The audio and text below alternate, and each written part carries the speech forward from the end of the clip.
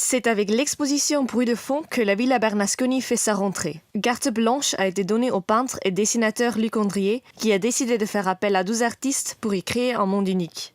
Je me suis dit que cette villa était peut-être le lieu de rendez-vous d'une bande d'utopistes, un peu allumés, qui se réunissaient pendant 1 mois et demi dans cette maison et qui évoquaient comme ça des bruits qui les impressionnent et qui les motivent et qui leur permettent de faire leur travail et d'exister dans le monde d'aujourd'hui. Luc Andrier a intentionnellement invité des artistes venant de milieux différents. J'ai démarré en pensant à des femmes et des hommes qui font des travaux singuliers et qui m'intéressent. Alors j'aurais pu en prendre bien d'autres. C'est évidemment certains bruits de fond qui à la fois sont importants pour moi dans mon propre travail et en même temps qui me semblent être des bruits de fond qui sont importants dans la culture d'aujourd'hui. Même si les artistes se distinguent fortement les uns des autres, l'exposition est une synthèse réussie de leurs différentes perceptions du monde.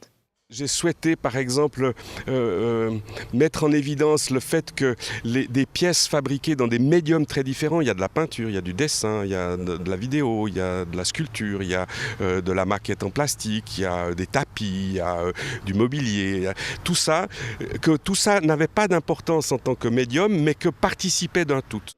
Si les œuvres des artistes sont le nerf de l'exposition, la villa en soi y joue également un rôle important. En 15 ans d'exposition et de centre d'art, elle a été transformée de manière extraordinaire. Elle a été une fois un bateau de pirate, une fois elle s'est déguisée en chat. Pour la dernière exposition, c'était un musée tout tendu de noir, pratiquement, sauf le dernier étage. Et pour cette exposition-ci, et ça fait longtemps que ce n'est pas le cas, c'est une maison. C'est une villa d'habitation, c'est une maison bourgeoise, les fenêtres sont ouvertes. Et les habitants, ce sont autant les artistes que les visiteurs. L'exposition sera visible jusqu'au 13 octobre, mais un autre grand rendez-vous aura lieu fin septembre. Le 28 septembre, on organise une journée porte ouverte et qu'à cette occasion, on sera ouvert de 11h à 20h. Et il y aura aussi une performance de Loredan Strachnov entre 15 et 18h.